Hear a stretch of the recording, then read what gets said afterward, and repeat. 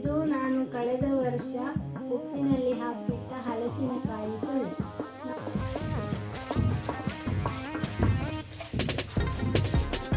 ನಮ್ಮ ಮನೆಯಲ್ಲಿ ಎಲ್ಲರಿಗೂ ಫೇವ್ರೇಟ್ ರೊಟ್ಟಿ ಇದು.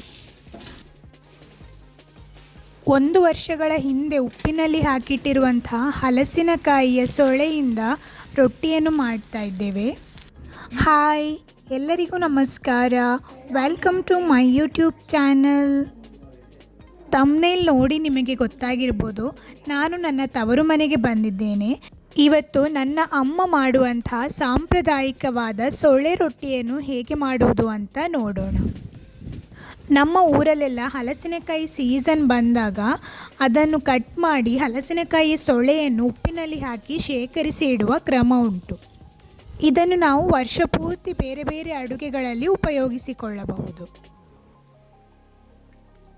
ಇದು ಉಪ್ಪಿನಲ್ಲಿ ಹಾಕಿಟ್ಟಿರುವಂತಹ ಹಲಸಿನಕಾಯಿ ಸೊಳೆ. ಇದರಿಂದ ನಾವು ರೊಟ್ಟಿಯನ್ನು ಮಾಡ್ತೇವೆ. ಇದು ಕಳೆದ ವರ್ಷ ಉಪ್ಪಿನಲ್ಲಿ ಹಾಕಿ ಇಟ್ಟ ಹಲಸಿನಕಾಯಿ ಸೊಳೆ. 1 ದಿನ ಮೊದಲೇ ನಾವು ಉಪ್ಪಿನಿಂದ ತೆಗೆದು ನೀರಿನಲ್ಲಿ ಹಾಕಿಡಬೇಕು. ನಾನು ಅಮ್ಮನಲ್ಲಿ ಇದು ಉಪ್ಪು ಜಾಸ್ತಿ ಅನಿಸುವುದಿಲ್ವಾ ಅಂತ ಕೇಳ್ತಾ ಇದ್ದೆ.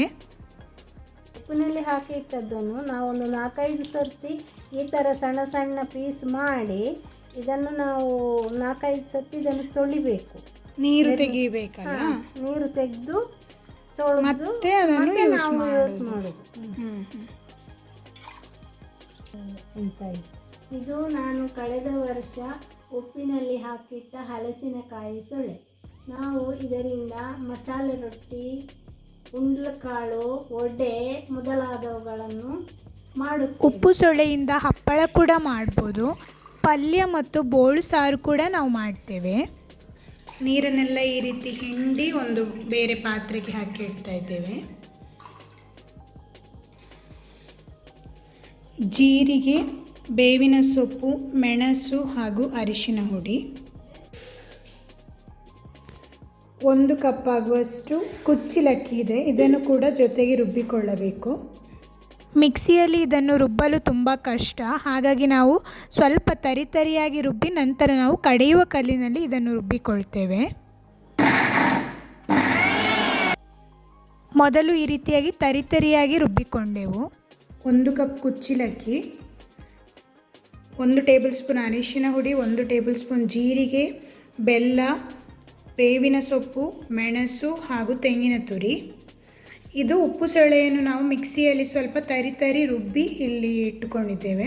ಇದನ್ನೆಲ್ಲ ಜೊತೆಗೆ ಸೇರಿ ನಾವೀಗ ರುಬ್ಬಿಕೊಳ್ಳಬೇಕು, ನುಣ್ಣಗೆ ರುಬ್ಬಿಕೊಳ್ಳಬೇಕು. ನನ್ನ ಅಮ್ಮ ಇಲ್ಲಿ ಎಲ್ಲ ಇಂಗ್ರೀಡಿಯೆಂಟ್ಸನ್ನು ಕಡೆಯುವ ಕಲ್ಲಿನಲ್ಲಿ ನುಣ್ಣಗೆ ರುಬ್ಬಿ ಹಿಟ್ಟನ್ನು ತಯಾರಿಸ್ತಾ ಇದ್ದಾರೆ.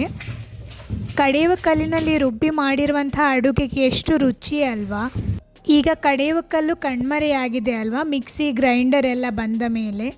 ನಾವು ಅಷ್ಟೇ ಈ ರೀತಿ ಸೊಳ್ಳೆ ರೊಟ್ಟಿ ಅಥವಾ ಹಲಸಿನಕಾಯಿ ಹಪ್ಪಳ ಮಾಡುವಾಗ ಮಾತ್ರ ಕಡೆಯುವ ಕಲ್ಲನ್ನು ಉಪಯೋಗಿಸ್ತೇವೆ. ಇದೀಗ ನುಣ್ಣಗೆ ರುಬ್ಬಿ ಆಯಿತು. ಇಷ್ಟಾದರೆ ಸಾಕು. ಇನ್ನಿದನ್ನು ತೆಗೆಯುವ.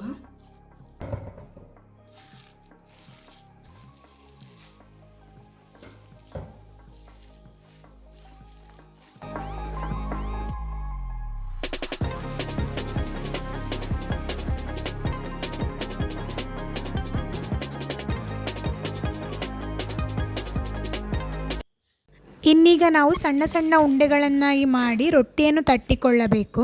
ರೋಟಿ ಮೇಕರ್ ಇದ್ದರೆ ಅದರಲ್ಲಿ ಕೂಡ ನಾವು ಮಾಡಿಕೊಳ್ಳಬಹುದು.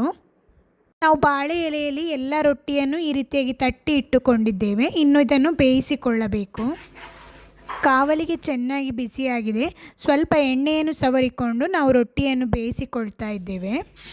ಈ ರೀತಿಯಾಗಿ ಬಾಳೆ ಎಲೆ ಸಮೇತ ಮಗುಚಿ ನಾವು ಕಾವಲಿಗೆಗೆ ಹಾಕಬೇಕು.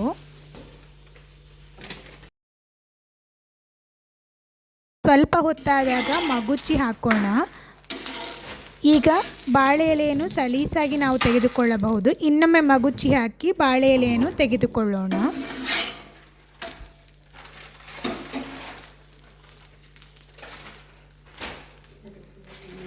ಮೇಲಿನಿಂದ ಸ್ವಲ್ಪ ತುಪ್ಪ ಅಥವಾ ಎಣ್ಣೆಯನ್ನು ಹಾಕಿ ಎರಡೂ ಬದಿ ಚೆನ್ನಾಗಿ ಬೇಯಿಸಿಕೊಳ್ಳೋಣ.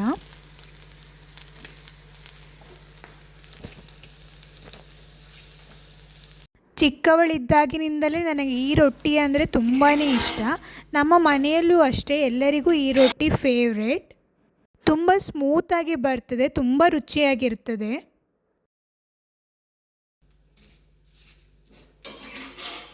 ಈ ರೀತಿ ಎರಡನೇ ಬಾರಿ ಮಗುಚಿ ಹಾಕಿದಾಗ ಬಾಳೆ ಎಲೆ ಸಲೀಸಾಗಿ ತೆಗೆಯಲು ಬರುತ್ತದೆ.